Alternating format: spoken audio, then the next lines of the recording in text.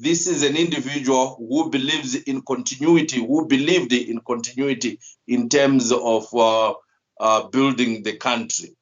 He was also good at listening. He was a good listener. And I will put this in that you recall I mentioned that at one point, Robert Mugabe was not keen in going to attend the Lancaster House conference because for him, he believed that a protracted war would lead to submission by the Rhodesian army. And after getting advice from Samora Machel and others, he eventually went to the conference. And during the conference, he believed so much that the land question should be addressed in a manner that satisfies the majority of the blacks in Zimbabwe. And hence, he did not want to compromise in that regard. But after a number of consultations and advice from others, he ended up, together with the Comrade Joshua Nkomo, ceding to the willing buyer, willing seller, where in the first 10 years of our independence, we were not supposed to take land from the whites other than the unproductive land. Otherwise, the rest of the land would have been taken through the willing buyer, willing seller basis, where the British and the Americans were supposed to fund this process of willing buyer, willing seller, which they later reneged and led to the fast track land reform in the early 2000s. Comrade Robert Mugabe was also, he understood the importance of education and the health, because the racial inequalities that existed during his formative years, when he then decided to go in politics, drove him to understand that there was a need to increase the number of people, the literacy of the people, and make sure that the health care is provided. And he brought in people from other the technocrats who were out there in the world, who were of Zimbabwean origin, so that they can assist in the building of Zimbabwe.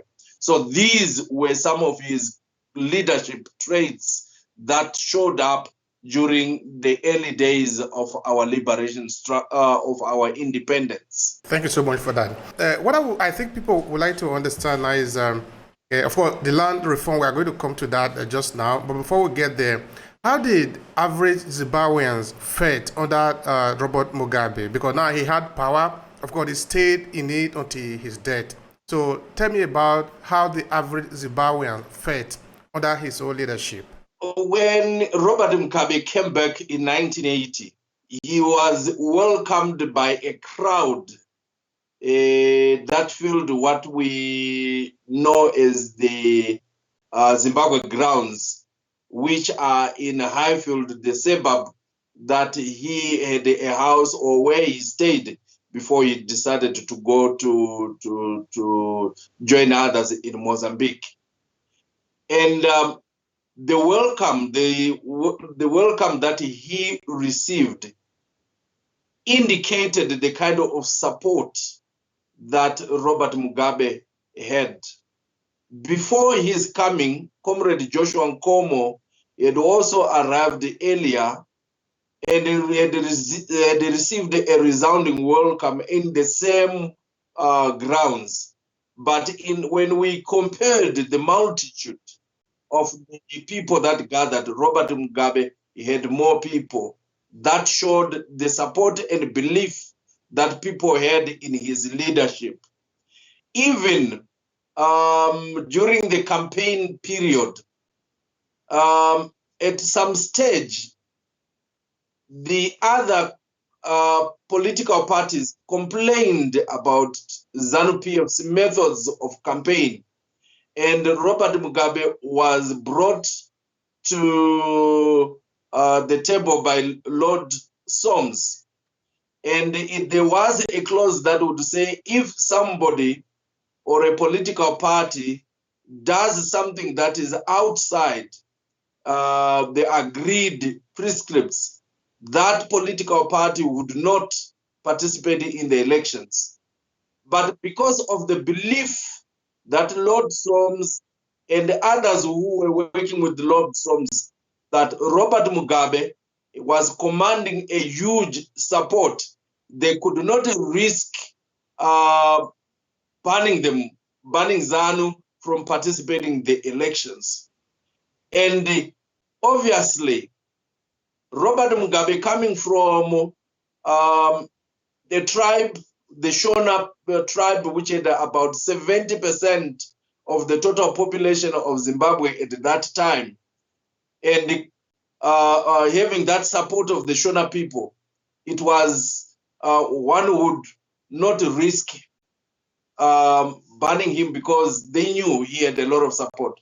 Going on, one thing that Robert Mugabe is known for and all over the world is his eloquence and how he articulated matters that affected the people of Zimbabwe and the people of Africa and other progressive world. Because of that, he became a role model for many people, not only in Zimbabwe, but also on the continent. He was a voice of reason for many people, be it at the United Nations and other platforms that he was given. So because of his eloquence, his ability to articulate issues, and his fearlessness, especially when addressing matters that related to injustices that he saw, made him a role model for many people. So Robert Mugabe had a lot of support. Even I spoke about the majority of the Shona people and would want to believe that he had also the support of President Mapesa. And this support continued to grow as the country continued to progress in its development agenda. It is true that Robert Mugabe was really bold and really eloquent, and he could really speak, and he could really iron out what he wanted to iron out. He was not afraid to say this. And this is, I think, what many people really know him for in the international community. I'm not in Zimbabwe, I've never been there, but I know I've listened a lot to his speeches. Another thing that I think also marked his administration in power is the land reform in Zimbabwe. As a Zimbabwean, I want to know, what is your take on the land reform? The land question was one of the fundamental reasons why people had to go to war, so that the 4 million people who had been taken to 41% of the arable land, yet 6,000 whites were occupying the greater portion, made those that went to war see the injustice that were there and sought that it should be addressed. And one other thing that Robert Mugabe and the other fighters knew very well was that it is from the land that we can draw, or where we draw most of our resources. And it is from owning the means of production that we can become fully independent. And it is for that reason that we believe that Robert Mugabe, during the Lancaster House Conference, did not want to relent easily when it came to the issue of the land redistribution. Hence, it had to be a constitutional issue. It had to be in the constitution, in the agreement that was made, that while in the first 10 years, land was not going to be forcibly taken from those who were on the land, it was going to be bought through the first willing buyer, willing seller basis. But the funding of this willing buyer, willing seller process was to come from the British government. And Margaret Thatcher, who was the Prime Minister of Britain at that particular time, had agreed to make sure that funding would be provided.